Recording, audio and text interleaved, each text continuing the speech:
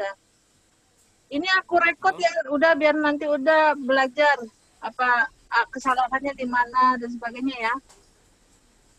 Ya, suaranya kedengaran nggak? Kecil. Bisa begitu ya. Karena ini sudah 100% di speaker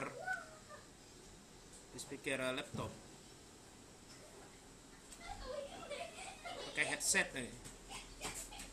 Sebetulnya apa pakai headset apa nggak sih Nang? Kalau suara gede, yang gede.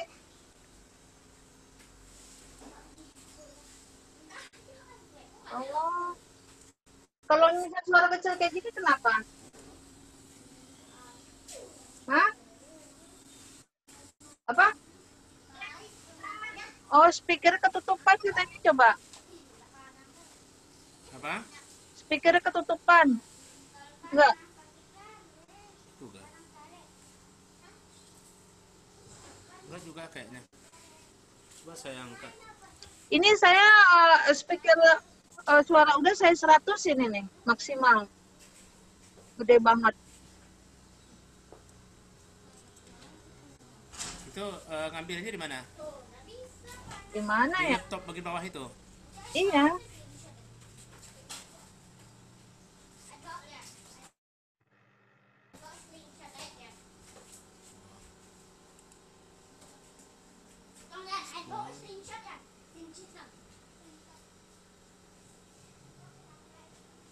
Coba.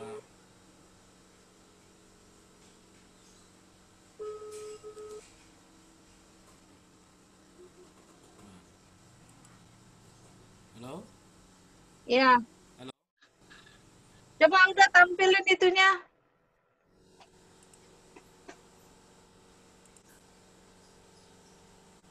Halo? Halo, Ya? tampilkan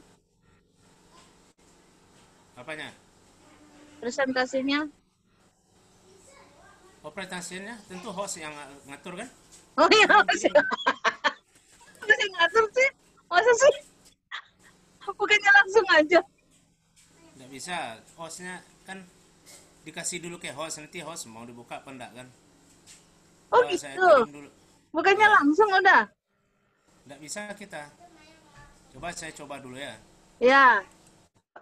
Nah, host tidak membolehkan Oh gitu. katanya. Oh, Ya, nggak bisa saya coba kalau dibolehkan. coba kalau Nggak kedengaran dibolehkan. suaranya. Hah? Nggak kedengaran. Kecil banget. Cil. Waduh.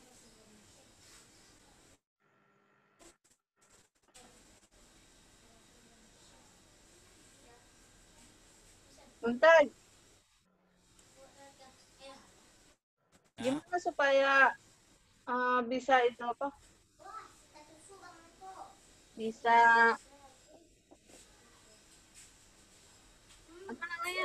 Eh, udahnya bisa nampilin presentasinya gimana caranya? Udah bergabung belum? Udah, emang gak kelihatan? Udah. Enggak. Masa sih yang gede kayak gitu? Oh, mati lampu berarti. Sebentar. Tapi kalau suara di situ ke sini keras. Suara Bu Suara Yaro saya ke sana yang keras. kok. Suara Bu Yaro keras, Ya. suara udah gak keras.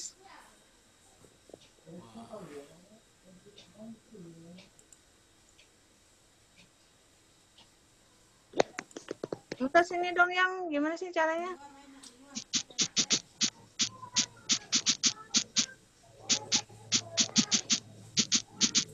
Supaya bisa nampilin presentasinya. Seperti biasa. Oh, oh gitu. Udah kalau gitu coba share itunya, presentasinya. Masih belum bisa. Belum bisa. Iya.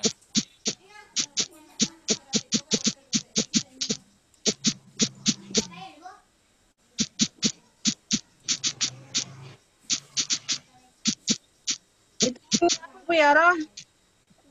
Ya, sebentar.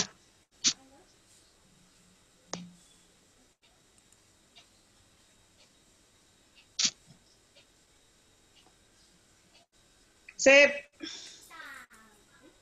Oh, punya saya belum itu ya? Belum. Masih foto. Halo, Mas. Halo, masih Waalaikumsalam, foto J. aja. Halo, pripun? Halo. Halo, Ya. Assalamualaikum. Kedengaran? Kedengaran nggak?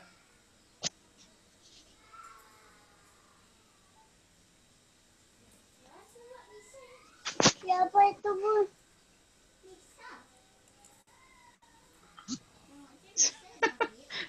Sebentar ya Allah, lagi banyak yang epon.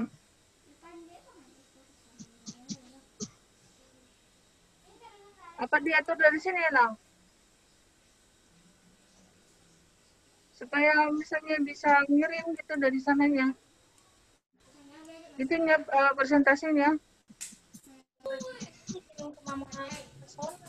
Oh, emang gitu ya? Jadi nggak bisa langsung dari sananya? Oh, udah nggak bisa nge-share. Nggak bisa. Kan ada tanda share screen itu loh, udah. Ya, tapi di sini tertulis host disable participant screen sharing. Oh gitu. Jadi kita kasih dulu bahannya ke host. Nanti host yang mau di-share pendak dia yang ngatur kan. Nah, cobalah udah share lah ke WA aja. Mama. Oh, baik. Kenapa, ada trouble apa? Oh, ini suaranya kurang kuat. Kan kedengaran di situ. Bayu, Ah, Mana? suaranya jauh ya? jangan lah ujiannya pakai Zoom. Nadia, ini suaranya biar jelas gimana, Nak? Suara Bu Yara mah kenceng banget. Suara udah ya nggak ada. Yang mau ujian nggak ada suaranya. Dia nggak ada suaranya. Suaranya Tante Loli kecil sama Om Effendi, Nak. Udah full itu. Oh, suara kita kecil di Bu Yara. Suaranya kecil semuanya, aku nggak begitu jelas. Gedein dong. Yang kurang dekat. Tadi jelas, Mbak. Duh. Ya. Oh. Tadi jelas, Bunda ada telepon masuk. Makanya kalau kayak gini jangan diapa-apain.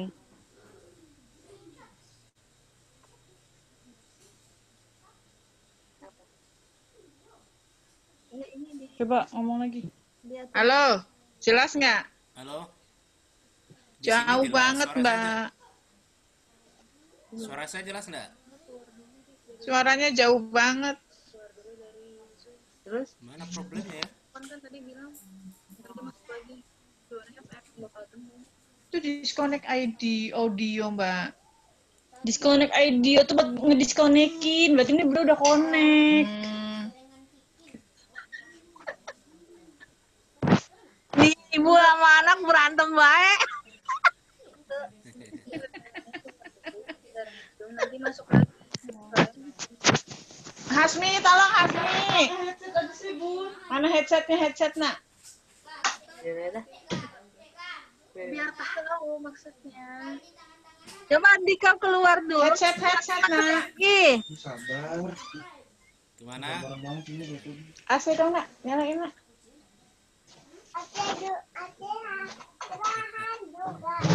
Penontonnya suaranya kedengar. Pencet bawahnya dong. Tapi yang mau ujian nggak ada suaranya. Nggak kedengar ya suara saya situ? Iya, yang ujian mana suaranya ini? Nah, ini problemnya. Apa masalahnya nih? Halo? Halo? Dengar nggak? Kok jauh banget ya, Dek? Tadi jelas, Nak. Masuk lagi. Coba Bu Yara keluar dulu dari Zoom, nanti masuk lagi. Bayu. Oke. Masuk lagi ya.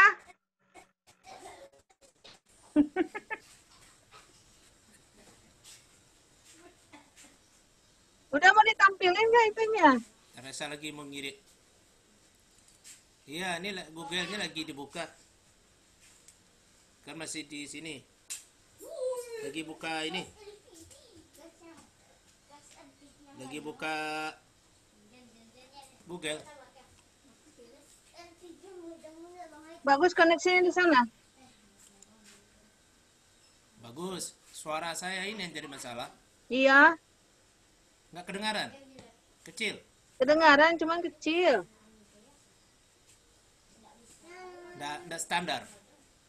Enggak, apa kalau padahal di sana volume saya udah besarkan ini. Ya.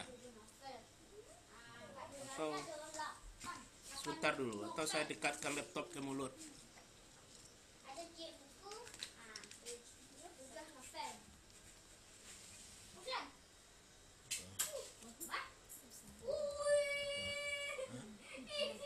Iya, latihan ujian. Kemana? Suara anak-anak juga kedengeran. Hah? Suara anak-anak juga kedengeran. Mana? Suara anak-anak juga kedengeran. Ya. Ya, tapi suara saya kedengaran enggak? Dikit, Kecil. kecil. Aduh. Coba nggak pakai headset. Makanya ini. Pengaruhnya apa sih? Ada nggak Saya pengaruhnya? buka headset dulu ya. Coba lepas. Dulu. Halo, Halo juga. udah denger belum? Dengar. Halo. Oke, sip. Headsetnya dibuka tapi itunya yang apa yang colokan ke headset juga dibuka udah. Ditarik coba.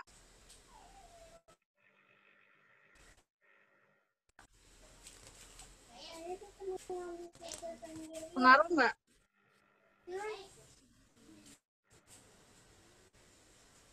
Pengalaman Bu Yaro gimana? Pengalaman apa, Mbak Yu? Itu udah suaranya kecil. Saya kan selama ini yang ngatur anak-anakku semua, mahasiswaku. Yang jadi host, aku diundang. Iya. Enggak, coba udah bicara ada. Halo, assalamualaikum. Waalaikumsalam, udah cukup Mbak Yu. Cukup ya? Cukup. Tapi yang lebih besar dirimu. Kalau saya kan memang galak Kedengeran suaranya. Dengar dah. Dengaran enggak, Bu Yaro? Dengar ah, Hah? dengar pas. Jangan pas-pas, nanti nggak lulus ini kalau nggak ada suaranya. Loli gimana? Kedengaran? Kedengaran. Aduh. Cuman lebih besar Bu Yaro. Hah? Oh, Cuman lebih besar Bu Yaro. Udah, yang pasti ya. kalau seandainya pengujinya nggak pakai headset repot. Iya, nah itu kan berarti kan suara udah kecil. Yang jelas pengujinya harus pakai headset. Kirimin headset dulu tuh dari Padang dah. Kamu nggak kedengaran. Terus udah gitu, kalau nggak pengujinya diem di kamar, nggak ada orang, nggak ada kedap suara gitu. Nah itu baru kedengeran. Insya Allah kalau Pak Kausar Azhari Nur udah sepuh, Pak Zainul juga udah sepuh, jadi mereka nggak direpotin anak kecil. Oh iya sih ya. Ya udah aman lah kalau gitu.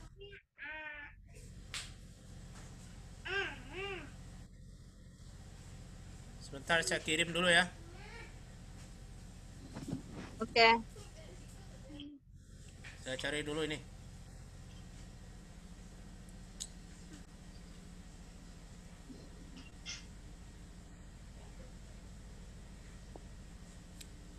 Bayu, Dika pakai HP tuh pakai laptop? Pakai HP.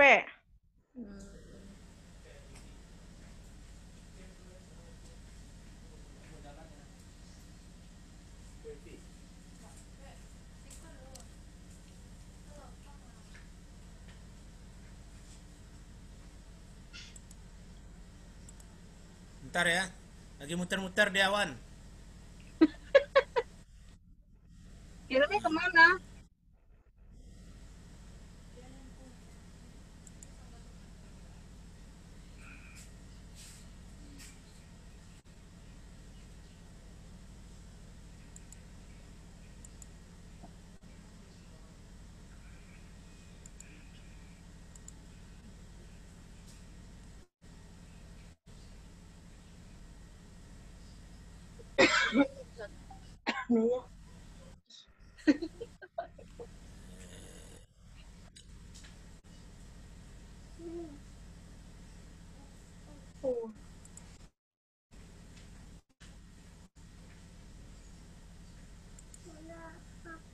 Aku mau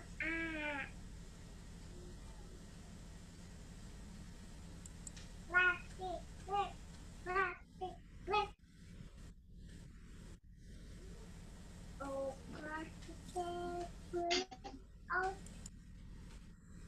plastik, plastik.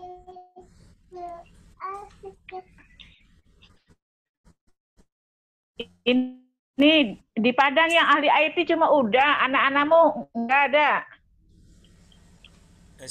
Facebookan. Facebooker Di dong. sini kedengaran. Yang suara saya nggak kedengaran ya? Udah. Saya dengar udah. Saya dengar udah. Saya dengar udah sudah. Oh betul. Nggak ada masalah. Tapi kecil suaranya. Nah, udah coba saya udah ini nih udah yang share itu all partisipan.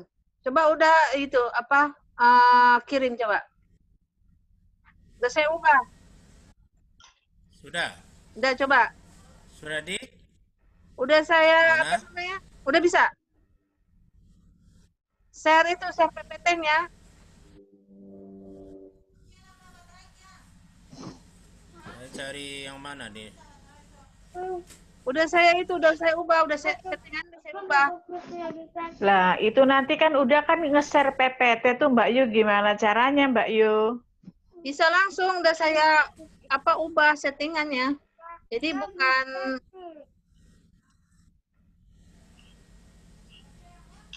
host. Jadi? Udah juga bisa. Bisa nggak? Select. Yang mana yang kita ambil nih? Yang ini yang share screen itu. Ya udah. Nah, tinggal share udah bisa share. Udah keluar.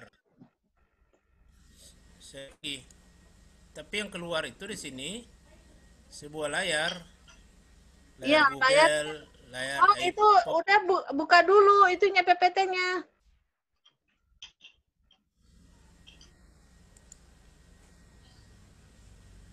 Bukanya di mana? Jadi layar dulu.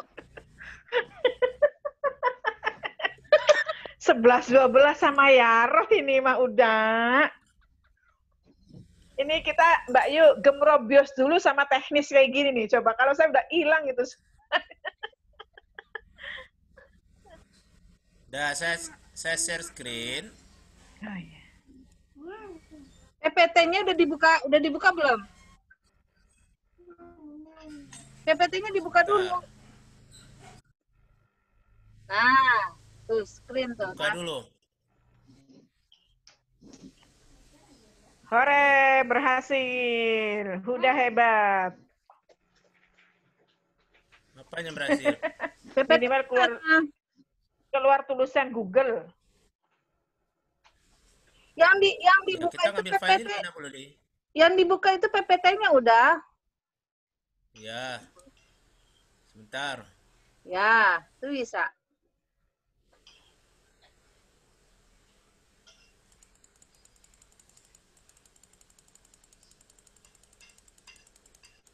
Tapi nanti besok jangan gini ya udah kebuka semua itu file-filenya. Kelihatan file semua? Iyalah. Iya. Nah, besok kan ada ini. Tuh ada bukti transferan, ada ada Buyaro tuh, Buyaro di mata udah.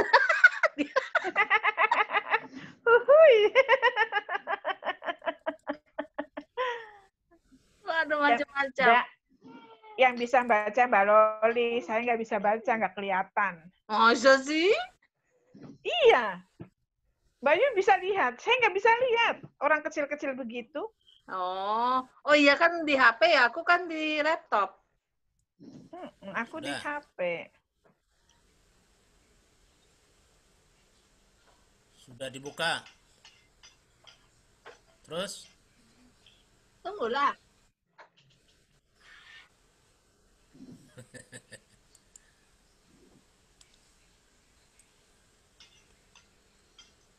Minum sendiri ya, Nak.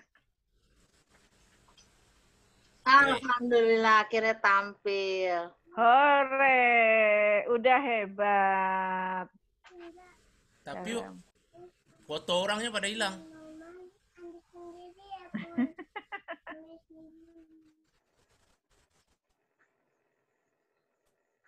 Ambil minum sendiri ya, Nak.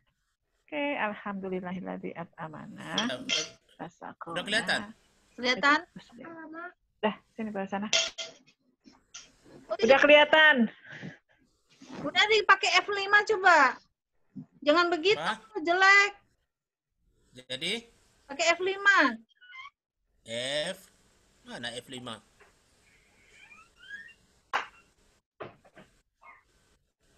Laptop saya tuh udah ada F5-nya.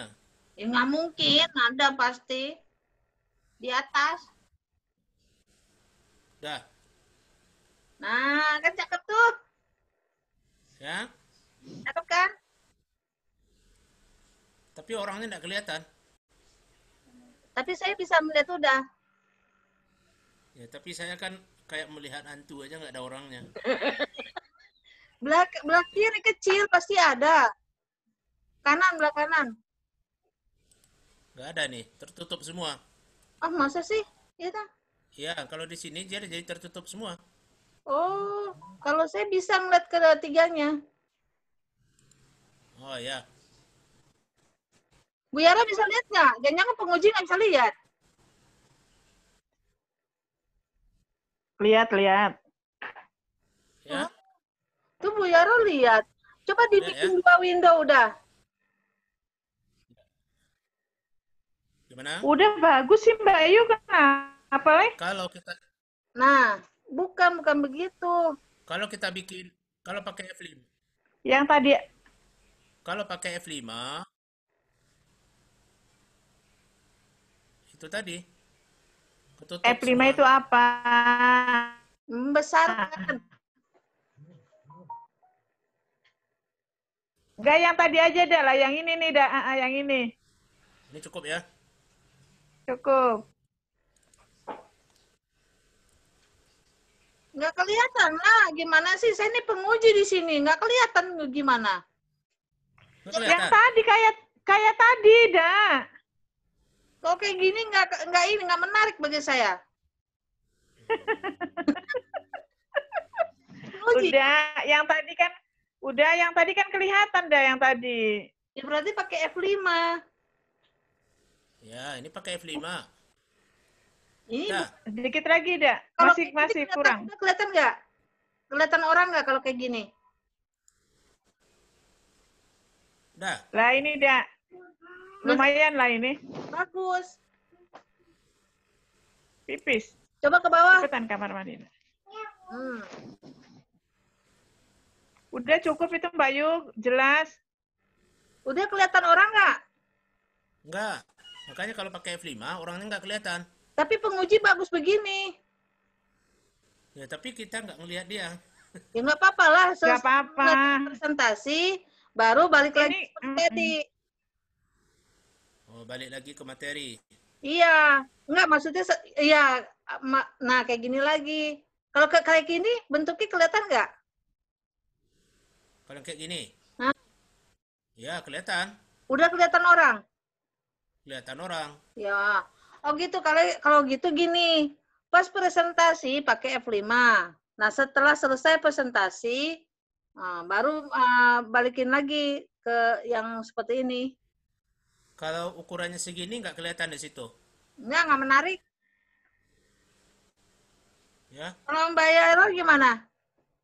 Kan aku pakai handphone, jadi nggak kelihatan. Kalau kayak gini Kecil. kelihatan? Ya lumayan nih. Ya, iya berarti benar. Udah yang kayak gini dah. Oke gini. Iya, Tapi suara saya kedengaran nggak? dengar jelas. Lumayan. Wajahnya juga ada. Wajah itu store aja. Ini suara yang terpenting. Kalau misalnya suaranya dong hantu, nanti katanya gimana? Makanya saya coba pakai headset dulu lah. Ya. Coba lagi pakai headset.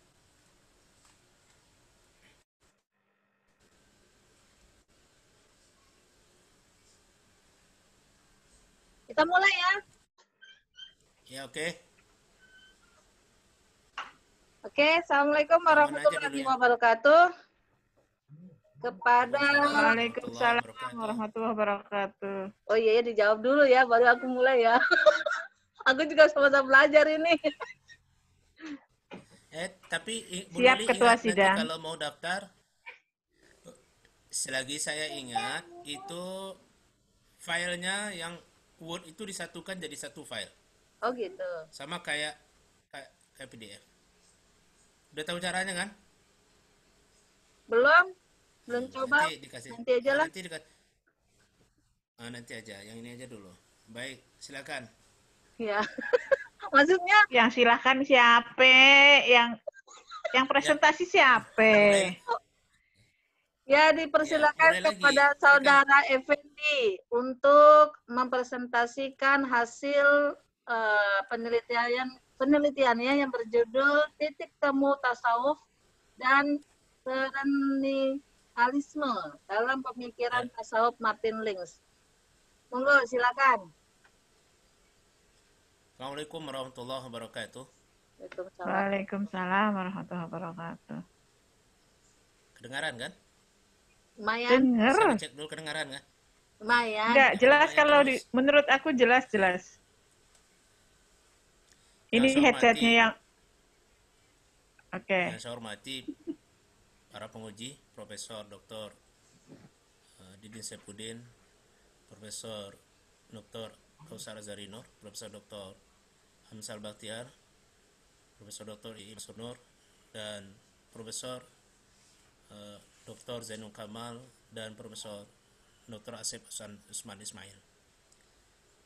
Pada kesempatan ini izinkan saya mempresentasikan penelitian saya. Pertama, judul penelitian saya ini adalah Titik Temu Tasawuf dan Perennialisme dalam Pemikiran Tasawuf Martin Lings. Pertama, latar belakang masalah. Penelitian disertasi ini berkaitan dengan penelitian tentang perkembangan tasawuf pada abad 20. Nah, udah pas lagi gini F5. Ya, pakai kayak gini F5 aja. Ya, Nggak perlu wajah lagi. nggak perlu.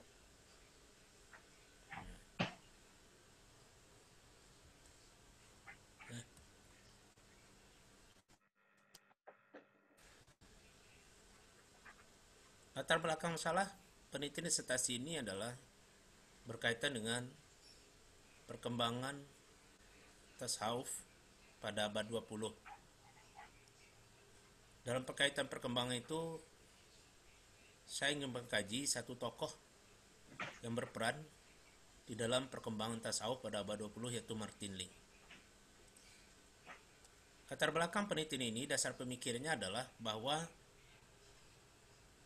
pada abad 20 masih terdapat beberapa pendapat, kritikan, bahkan penolakan yang ditujukan terhadap tasawuf. Baik itu berasal dari luar Islam, maksudnya para orientalis, dan juga dari dalam Islam.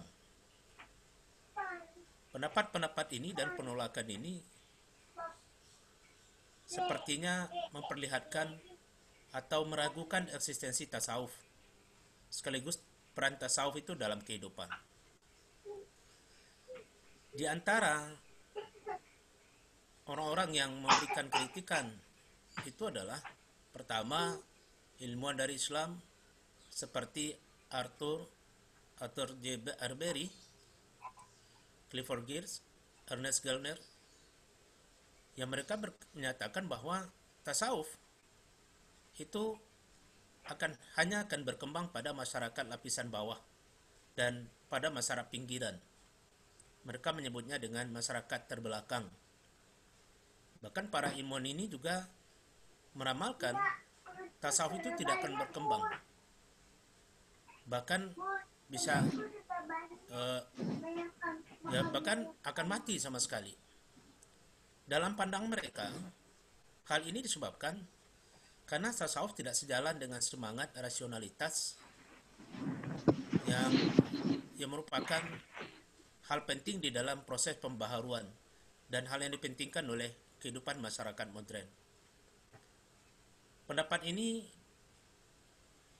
kritikan dan penolakan terhadap tasawuf ini dipertegas juga oleh Max Weber, seorang sosiolog, yang mengatakan bahwa rasionalisasi atau proses berpikir rasional yang berkembang di masyarakat itu akan berdampak kepada sikap masyarakat untuk meninggalkan hal-hal yang bersifat spiritual dan kepercayaan kepada hal-hal yang bersifat spiritual. Pada sisi lain, tokoh-tokoh dari dalam Islam sendiri juga ada yang mengkritik, menolak, bahkan menuduh tasawuf itu sebagai salah satu faktor kemunduran, faktor yang menyebabkan terjadinya kemunduran pada masyarakat Islam. Dikarenakan tasawuf tidak mengedepankan rasionalitas sebagai hal yang dibutuhkan oleh masyarakat yang ingin maju. Contohnya adalah Jamaluddin Al-Afghani, demikian juga Muhammad Iqbal. Meskipun Muhammad Iqbal ini juga mengadopsi pemikiran tasawuf al-halat dalam membangun teori tentang jiwa yang dinamis, tapi kita melihat Iqbal justru pada satu sisi mengkritik tasawuf, terutama tasawuf yang falsafi, dan juga pandangannya mengatakan bahwa tasawuf itu cenderung menggambarkan sikap fatalisme dan pasif gitu. Yang ketiga, muncul argumen di tengah masyarakat bahwa tasawuf itu seolah tidak respon terhadap dinamika kehidupan masyarakat. Maka anggapan ini memukakan para sufi dengan tasawufnya hampir tidak terlibat dengan persoalan kehidupan masyarakat seperti politik, ekonomi, dan persoalan yang berkaitan dengan pluralitas, kemajemukan masyarakat. Jadi seolah-olah dalam pandangan ini tasawuf itu teraliniasi dari kehidupan masyarakat. Yang keempat, masih ada yang berkembang pemikiran bahwa tasawuf itu tidak berasal atau tidak murni dari Islam. Dan bahkan ajaran tasawuf falsafi umpamanya masih ada menganggap itu tidak sesuai dengan ajaran Islam.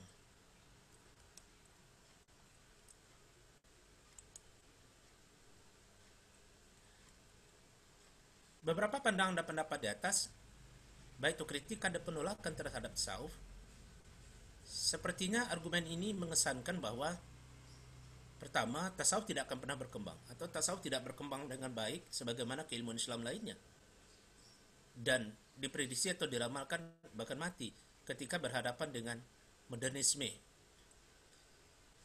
Pandangan pendapat seperti di atas, dalam pandangan peneliti, berlawanan atau tidak sejalan dengan realita yang terjadi dalam perkembangan tasawuf itu sendiri, terutama pada abad 20. Jadi ada ketidakcocokan antara tanggapan-tanggapan orang terhadap tasawuf dengan realita yang terjadi pada tasawuf itu sendiri. Ada ketidakcocokan. Pertama, tetap muncul sebuah hal baru dalam tasawuf disebut Theosophisme, sebuah bentuk tasawuf di mana yang mengedepankan rekonstruksi sosial dan moral. Yang kedua, ternyata tasawuf senantiasa berkembang di luar Islam, dan juga di luar Islam tidak seperti yang digambarkan akan mati atau tidak berkembang sama sekali.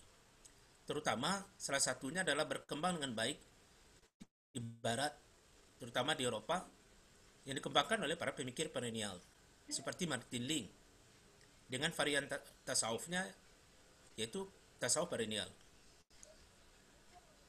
Peneliti ini fokus kepada studi tokoh Martin Link,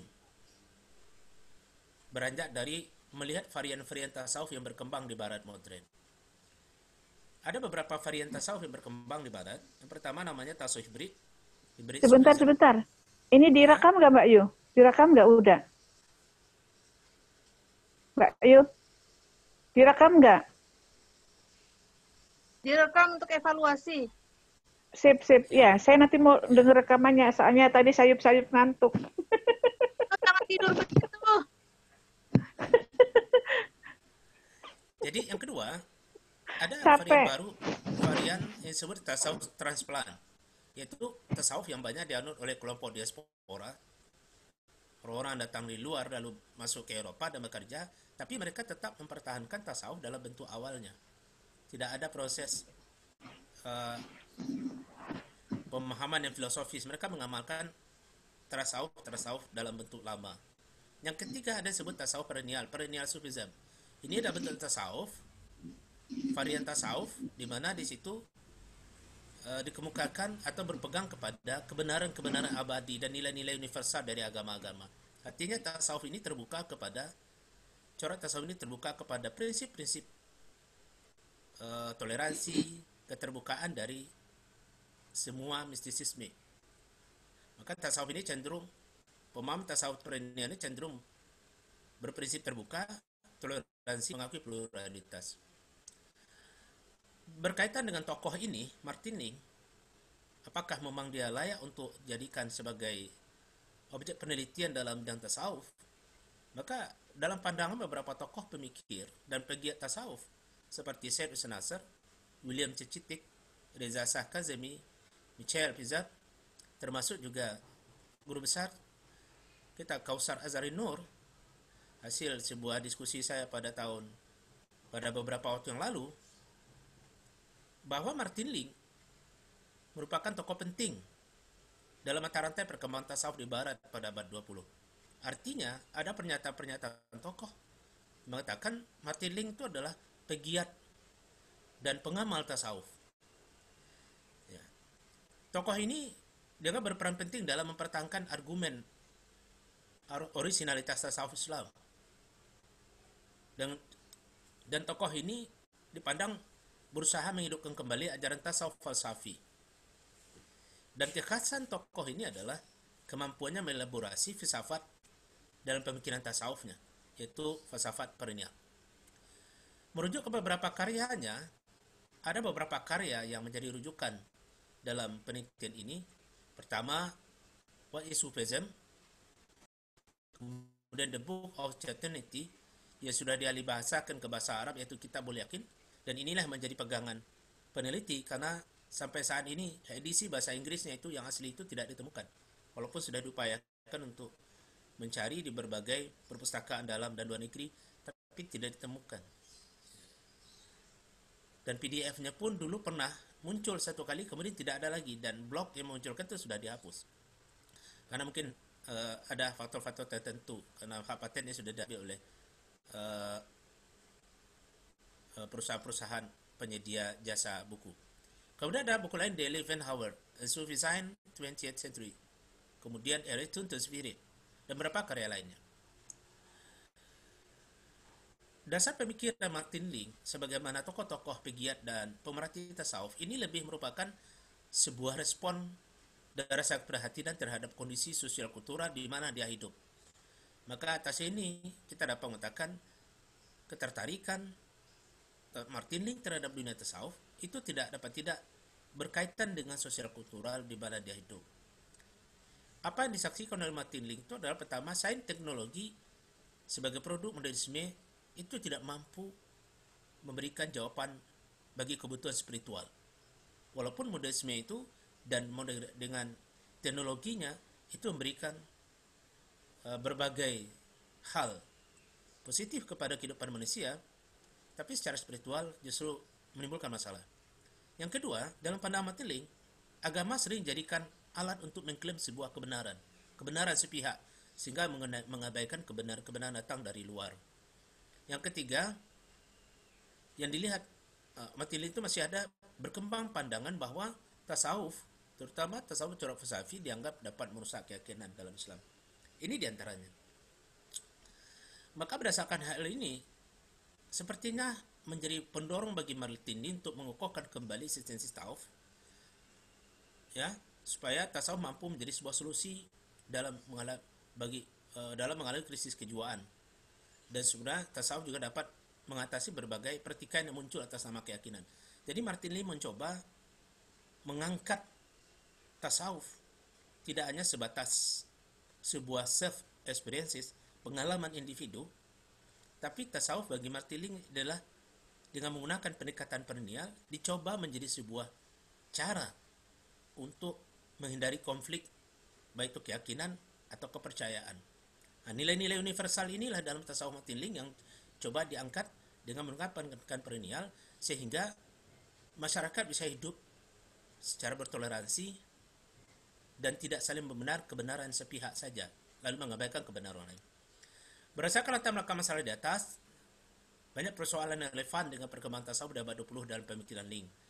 Penelitian ini memang bertujuan mengeksplorasi pemikiran Ling ya, sebagai tokoh pemikir perennial dan juga pegiat tasawuf di barat. Identifikasi masalah, ada beberapa hal yang bisa diidentifikasi. Pertama, masih terdapat kesenjangan penilaian yang menyatakan tasawuf itu sebagai penyebab kemunduran Islam. Masih terdapat pandangan yang meragukan orisinalitas tasawuf bersumberkan dari Islam, dan masih ada yang berpegang bahwa tasawuf itu justru adalah reduksi dari luar. Yang ketiga, munculnya neosufisme itu sering dipahami sebagai penolakan terhadap ajaran tasawuf falsafi. Kemudian identifikasi masalah seperti ini masih minim penelitian tentang tokoh perkembangan tasawuf di barat, terutama tentang Martin Ling. Maka rumusan masalah di sini adalah bagaimana corak pemikiran Martin Ling, tasawuf Martin Ling, dan titik temunya dengan perennialisme. Pertanyaan ini kemudian dijabarkan dalam 4 sub-pertanyaan. Pertama, kapan dan bagaimana perkembangan tasawuf ke barat? Yang kedua, bagaimana hakikat dan universalitas tasawuf itu menurut Martin Ling? Yang ketiga, bagaimana pemikiran tasawuf Martin Ling tentang ajaran tasawuf falsafi, wahdatul wujud, dan insan kamil? Dan keempat, bagaimana titik temu tasawuf dan perennialisme dalam pemikiran Ling dalam kaitannya dengan nilai-nilai toleransi? Berdasarkan rumusan masalah di atas, maka batasan masalah dalam penelitian ini adalah pemikiran Martin Ling tentang originalitas tasawuf, wahdatul wujud, insan kamil, dan titik temu tasawuf dengan perennialisme yang terdapat dalam beberapa karyanya. Di antara karya yang bisa dimukakan itu adalah What is Sufism, A Return to Spirit, The Eleven Hour, The Book of Eternity, dan beberapa buku lainnya. Tujuan penelitian ini memang bertujuan untuk menganalisis pertama sesuai dengan pertanyaan penelitian. Pertama, ingin menganalisis dan menemukan teori-teori perkembangan tasawuf ke dunia barat. Kedua, menganalisis dan menemukan pemikiran Martin Ling tentang hakikat dan universalitas tasawuf. Ketiga, mencoba menemukan pemikiran Martin Ling tentang ajaran wahdatul wujud. Yang keempat, saya menganalisis dan menemukan gagasan Martin Ling tentang titik temu tasawuf dan perennialisme.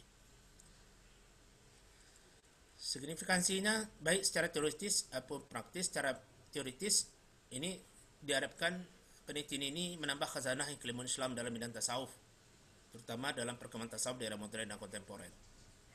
Karena masih banyak silang pendapat tentang keberadaan tasawuf pasca terjadinya modernisasi dalam Islam. Mudah-mudahan diharapkan menjadi bahan masukan dalam upaya pengembangan kegiatan akademik yang berkaitan dengan kajian turas, terutama dalam bidang tasawuf. Ketiga, di tengah berkembangnya berbagai keilmuan dalam era modern, maka pemikiran tasawuf Ling yang jadi fokus di sini ini diharapkan mampu memberikan penguatan eksistensi tasawuf di tengah arus perkembangan keilmuan lainnya. Kemudian secara praktis, diharapkan penelitian bermanfaat bagi lembaga pendidikan Islam, juga bermanfaat untuk membangun kesadaran para kaum intelektual muslimin untuk memperhatikan kajian turas dalam bidang tasawuf dan juga memberikan dorongan serta motivasi kepada umat Islam untuk dapat menerapkan nilai-nilai sufistik. Penelitian ini adalah penelitian dalam bentuk penelitian kepustakaan, library research, dan kalau ditinjau dari perspektif analisisnya, penelitian adalah penelitian kualitatif.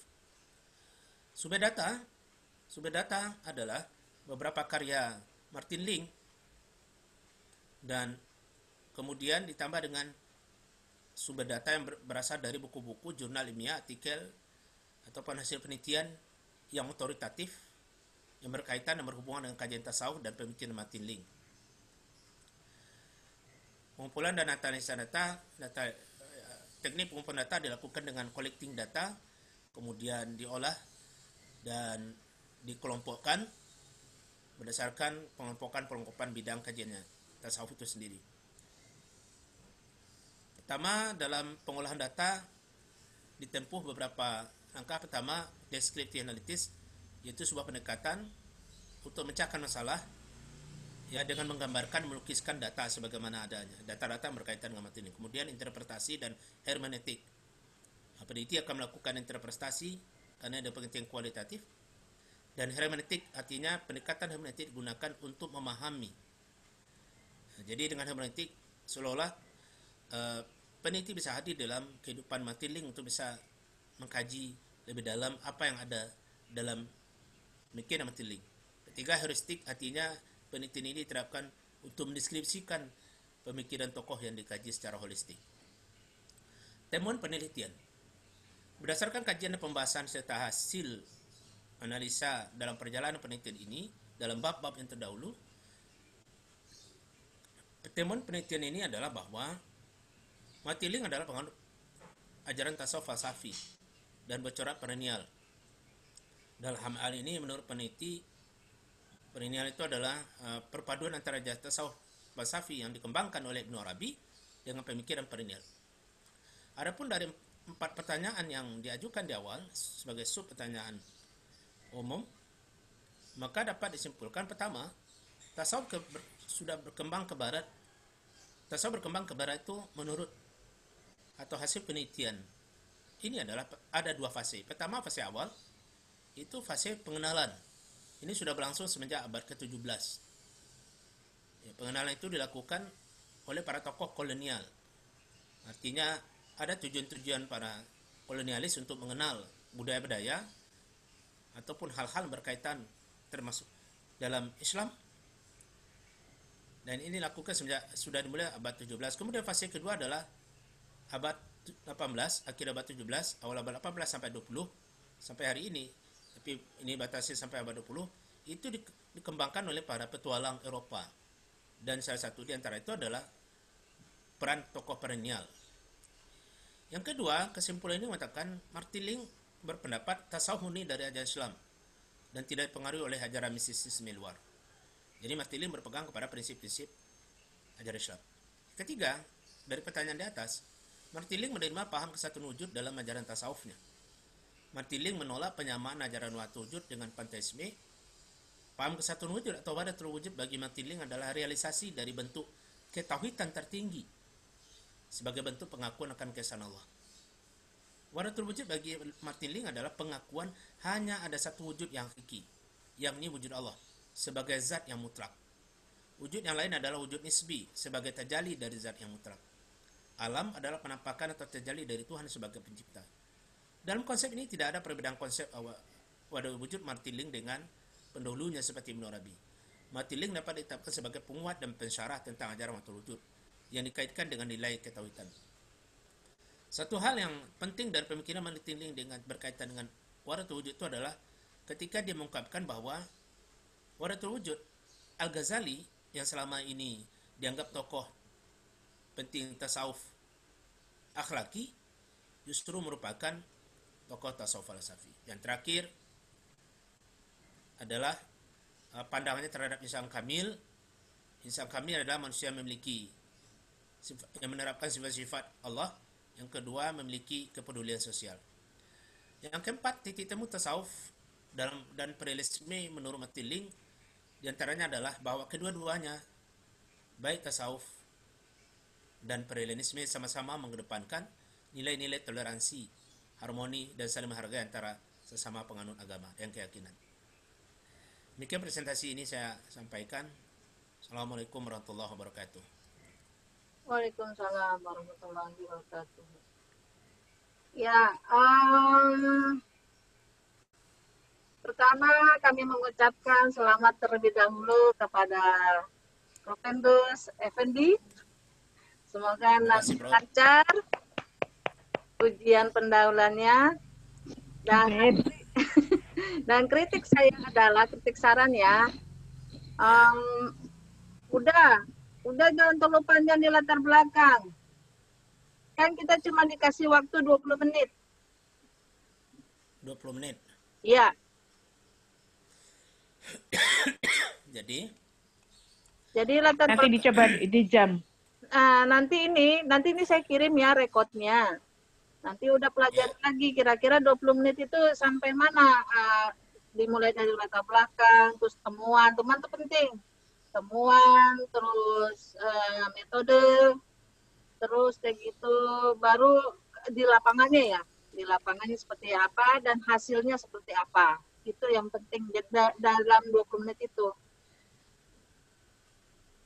Kalau tadi estimasinya ada berapa menit? Ada 25 Berarti menit. lebih dari 20 menit kayaknya 27 lebih lah.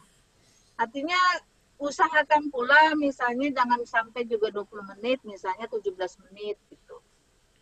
Ya, Gitu. ya. Jadi nanti rekodnya saya kirim ya udah ya, nanti di counting lagi, maksudnya dilihat lagi Ya. kira-kira yang udah itu dari A sampai Z sampai Z ya, sampai kesimpulan itu bisa nggak 17 menit. Jangan sampai nanti kita di stop oleh Iya, pekerja iya. kita gitu loh.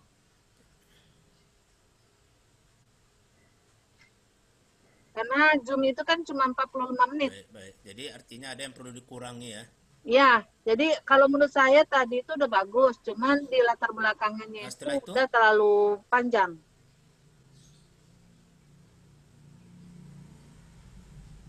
oke.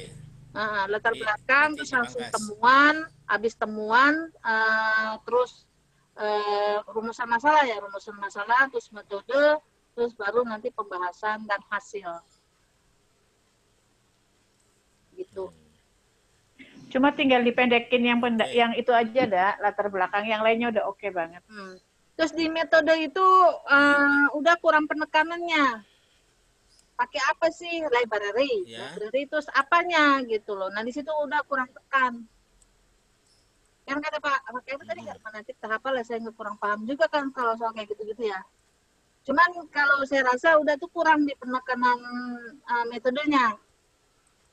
Udah sebut sih library, cuman di situ tadi udah sebut juga hermeneutik ya. Nah, kalau misalnya pakai hermeneutik, nah hermeneutik itu seperti apa itu harus dijelasin kan. Setahu saya kurang nggak paham sih kalau sama hermeneutik. Ya, hermeneutik kan gini, hermeneutik itu bagaimana kita masuk ke dalam teks. Nah, itu Karena udah yang harus itu tekankan lagi gitu. Maksudnya karena ini tadi kan udah bagus, cuman kekurangannya adalah kelamaan di latar belakang dan juga di metodenya itu kurang klik gitu. Maksudnya kurang apa ya? Kurang klik gitu. Nanti dilihat lagi lah. Kurang tajam, bukan kurang klik, kurang tajam. Kurang tajam. Kurang klik. jadi di sini yang perlu kita apa ya? Kalau ini dalam proses mengolah ini ya. Kan udah kan pakai library ya. Nah, Ya, nah itu seperti kita apa sih? mendeskripsikan. Ya, kita mendeskripsikan interpretasi dan kita gunakan metode hermeneutik untuk melihat konten daripada Nah, kayak gitu maksud aja dari teks. tuh. Mantap itu.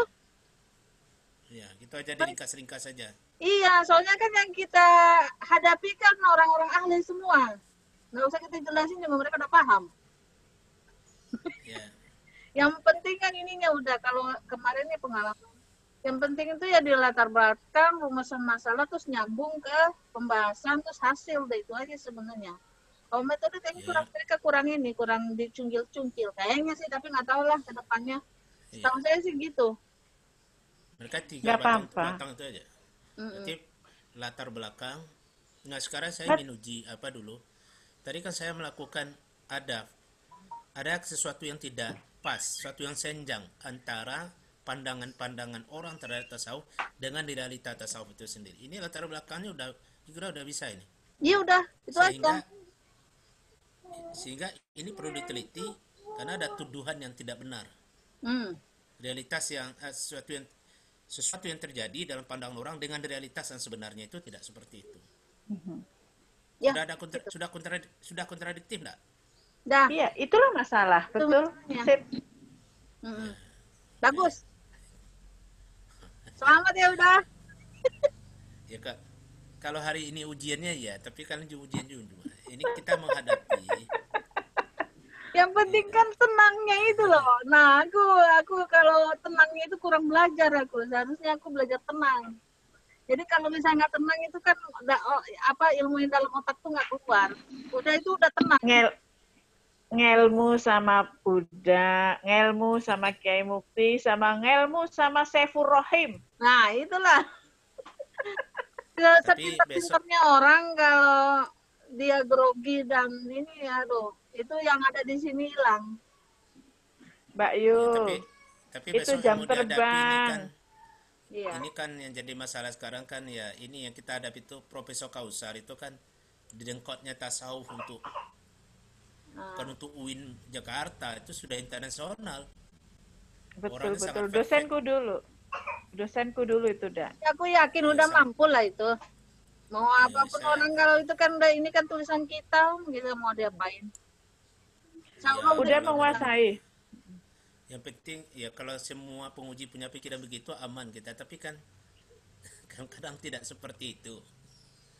Ya yang penting kita jalani aja sekarang. Saya udah siap. Kemarin tuh udah diminta buku.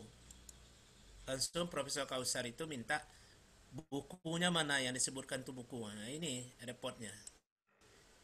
Ya jadi ada buku-buku ini diminta ini. Ya. Oh iya udah. Kalau saya Ya. udah, jadi udah itu di depan udah itu harus ada buku.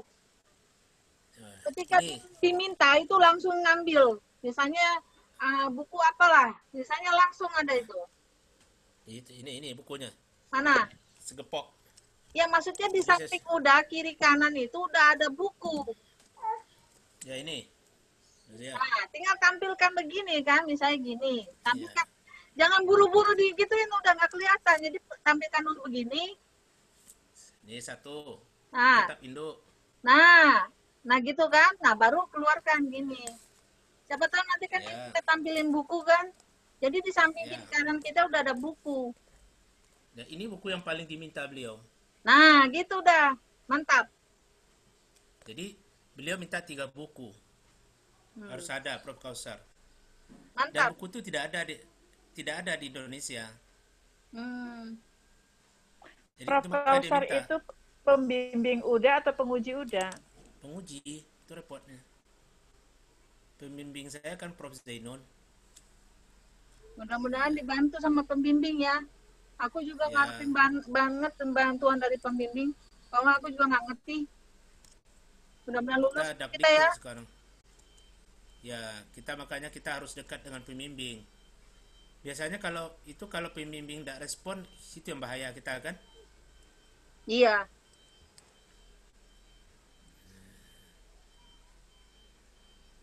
Nah, makanya Sukses udah. sampai di sini Nanti ya, dikirim juga Mbak Yu, saya mau denger rekaman UDA tadi ulangi lagi.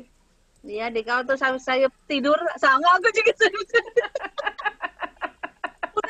Halus. Besok-besok nanti udah ya, suaranya kencangkan lagi ya. Kalau perlu pakai speaker udah. Bisa nggak sih pakai speaker? Oh nggak bisa ya? pakai Tahu. speaker. Mati dia, Oh mati ya? mati. Hmm. Tapi ini kedengaran enggak? Kedengaran, cuman ya gitu harus begini nih. Kalau yang Enggak, itu. Kalau saya jelas ya, kalau pakai headset jelas. Ya makanya berarti pengujinya harus pakai headset. Tapi saya enggak kepikir juga nanti penguji pakai headset kan. Iya. Makanya suaranya kencangin aja. Ini karena di rumahku nggak ada orang, jadi makanya suara udah kedengaran. Kalau enggak gini, Dak. Ya, Mungkin mengantisipasi suara yang kurang mungkin kalau seandainya penguji nanti ya tuh pakai bahasa tubuhnya itu ekspresi. Udah jangan datar. Hmm. Tangannya main atau apa sehingga nah gitulah. Sehingga mungkin ya. penguji yang kurang jelas itunya Saya khawatir, menangkap suara nanti bisa. salah memahami begitu saya begini kan. Tidak. Iya, kalau menurut saya udah aja tadi kayak tadi aja. Sebab sekali kita gerak, kalau misalnya internet kita bagus, ya bagus, kelihatan langsung. Tapi Iya. kalau internetnya jelek, pas lagi begini, nantinya begini, kan nggak enak juga. Awas ya, pastikan kuotanya cukup. Jangan di pertengah jalan kemudian habis. Itulah yang gue Saya pakai takutin. Saya pakai wifi ya, pakai IndiHome. Oh ya sudah sip lah. Aku juga kayaknya kalau Aman. kemudian aku mengungsi deh. Tapi Takutnya harus ngemot-ngemot gitu. Ya, ya Tapi itu mudah-mudahan makanya. enggak lah. Tapi wifi ini repotnya kita harus ada paket pendamping. Kalau off sewaktu-waktu lampu ini bahayanya. Iya. Jadi Oh kita gitu, perlu mati listrik mati juga. sering. Iya, iyalah dia Bukan. kan pakai listrik. Oh Dia wifi, ya. listrik. Terus gimana ngakalinya ya? Ya kita harus Pakai ada data. paket. Pakai Pakai data, Mbak Yu. data seluler. TV laptop hidup, HP juga hidup kali ya. Antisipasi. Iya, iya. Kalau amannya sih aman yang data, walaupun mati lampu dia kan tidak masalah, ya Benar, kan? benar. Ya. Nah, kalau wifi itu persoalannya, ya dia tergantung dengan listrik. Ya, itu yang jadi terima kasih banyak lah atas bantuannya. Sama-sama udah sukses. Semoga lancar. Ya, saya Pasti. khawatir, mohon doanya karena ini kan Prof. Kausar ini luar biasa. Saya dakdikduk dengan beliau itu. Dan beliau sangat Baik. Baik tapi dia baik. Iya. Memang ekspresinya memang datar beliau itu. Memang cool, orangnya cool. Saya dulu diajar beliau itu pas S1 itu lama sama beliau ya. Dia kan ngajar fenomenologi, perbandingan agama, terus kemudian tasawuf, filsafat. Banyak lah dia ngajar dulu itu. Orangnya memang perfect, tapi orangnya itu kok sebetulnya asik. Cuma memang penampilannya memang cool. Dingin ya. Cool. Ya. Tapi sejarahnya kan sifatnya membantu kan. Gimana karakternya? Oh iya, udah. Mungkin kalau setelah selesai presentasi, saya berpikir presentasinya dimatikan saja. Oh gini. Dikeluarkan. Keluarkannya klik kanan aja. Iya, close. Ini aja minimalis ya. Coba minimalis kayak gimana? Minimize. Masih. Oh, percuma, berarti harus close. Harus close. Oh, berarti harus close. Berarti dia dalam sistem. Coba close juga. Jadi maksud Emang kenapa? Kenapa Mbak Yu? Biar fokus untuk, ya kan dia nggak mungkin juga melihat PPT kita juga kan. Dia kan melihat hasil research kita kan. Keluar lagi udah. Jadi keluarin dari ini screen share itu keluarin.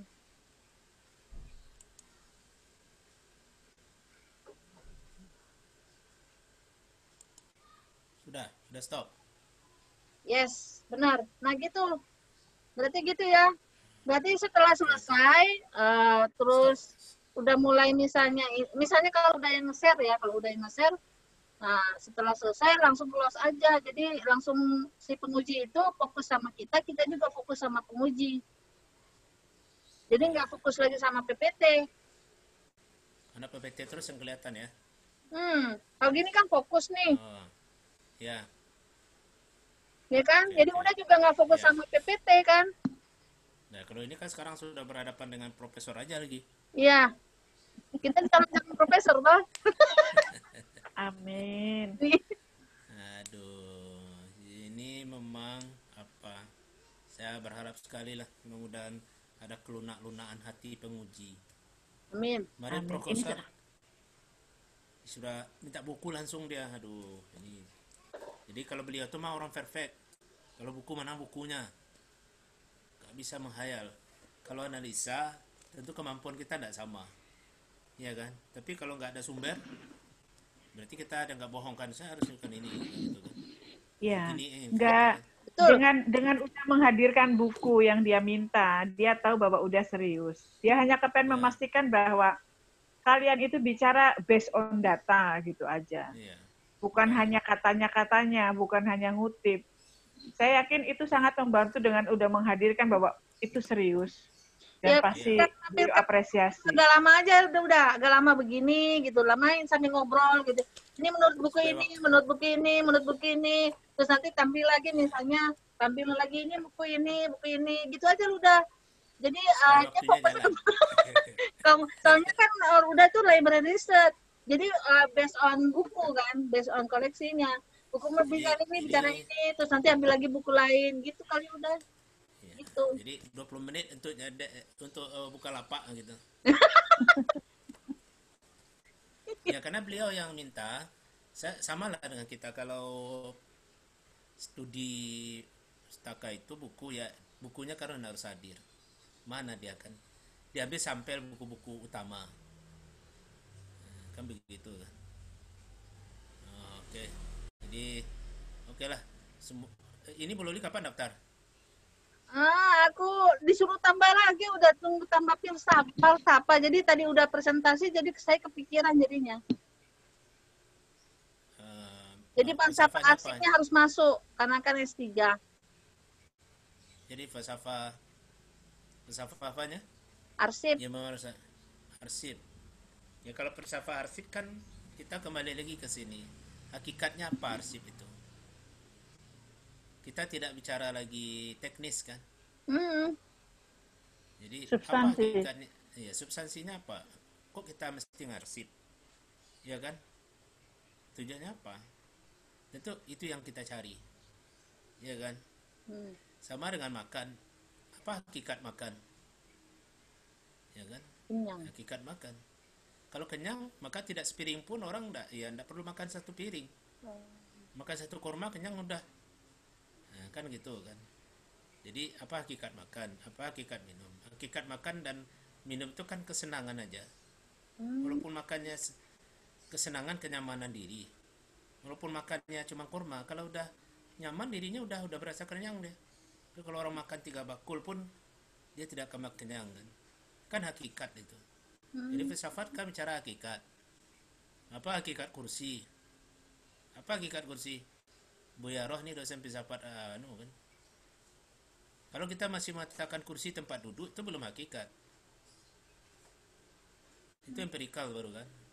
Jadi kalau kita mau mengatakan apa itu filsafat? Filsafat apa hakikat kursi? Kenyamanan, kedudukan. Iya kan itu hakikat kan? Iya. Jadi Berarti kursi itu hakikat hakikatnya dari arsip adalah merekam. rekaman. Rekaman. Itu. Jadi apa bentuknya terserah. Ada tertulis, ada yang visualisasi segala macam kan terserah. Tapi hakikatnya ada sesuatu yang terikot. Ada sesuatu yang bisa diambil ulang nanti. Kan itu hakikatnya itu. Ya, jadi seperti itu. Jadi apa hakikat arsip? Ini kan buktinya. Foto atau apa itu kan foto. Tapi hakikatnya bahwa arsip itu pada hakikatnya menginginkan jangan ada sesuatu yang losing. Jangan ada sesuatu yang hilang. Jangan ada sesuatu yang hilang begitu saja. Nah, itu hakikatnya seperti itu. Jadi itu yang perlu dimunculkan. Pinter ya udah ya. Baru tahu, saya mah udah dari dulu tahu udah pinter. Tapi Ya, Ya Allah, makasih banyak. Udah dari kemarin gue pusing hakikat dari arsip itu apa. ya, enggak. Sayang aja udahnya nggak pakai jubah, nggak pakai jenggot. jadi begini. Ya, Jadi Mbak Yu Loli itu sangat fanatik dengan orang-orang casingnya harus dulu. Asik. Kalau casingnya meyakinkan dia dengerin, kalau casingnya nggak meyakinkan dia nggak dengerin. Jadi kita nanti supaya tidak terputus, ya kan, kuliah kita harus bikin grup terus, grup share kajian, ya kan? Ya, kita mesti bikin arisan, mempamanya satu kali dua mingguan ada arisan filsafat. Siapa pembicaranya? Hostnya siapa? Bicara sejarah. Jadi Itu kalau udah lulus dah. ya itu tuh kita rancang dari sekarang. Iya. Kita kan Setuju. Aku orang jadi kan masih nggak apa-apa. kita kan cenderung kalau sudah Belajar. selesai ya habis. Enggak, saya Kan? mau belajar Tidak dah. sama saja itu. Tapi saya sekarang berada pada kekhawatiran yang cukup tinggi ini. Ya, mohon doanya, mudah-mudahan saya bisa melewati. Insya Allah Jumat bisa. ini. Yang pasti Mudah-mudahan. Dokter Kausar Azhari Nur itu orangnya enak, sekalipun penampakannya kelihatannya cool. Iya. Saya sama beliau lama, nilai saya nggak pernah buruk sama beliau. Gitu ya. Dan mudah-mudahan Tapi memang begitulah. memang dia tipe serius, sehingga dia mau kita juga serius. Saya tipe orang mahasiswa yang serius. Ketika dia ngomong, saya tulis semua. Gitu. Jadi yang penting apa yang dia minta kita sudah siapkan. Udah. Ya. Gitu aja dah. Oke, Ikuti alur dia. karena Ya. kita nanti Oke, sukses. mau sholat, Oke. terus begitu kita juga mau ada meeting sama PT KIN. Cila. Ya. Tolong ya, kita Sama-sama. nanti di ini. Salah. Sebentar, pas diskusi tolong kita saling mensupport. Minimal kan gini, kalau seandainya nggak dapat pemutihan, minimal dapat perpanjangan waktu. Masa corona ini 3 bulan, 4 bulan, kita minta waktu perpanjangan 3 atau 4 bulan itu.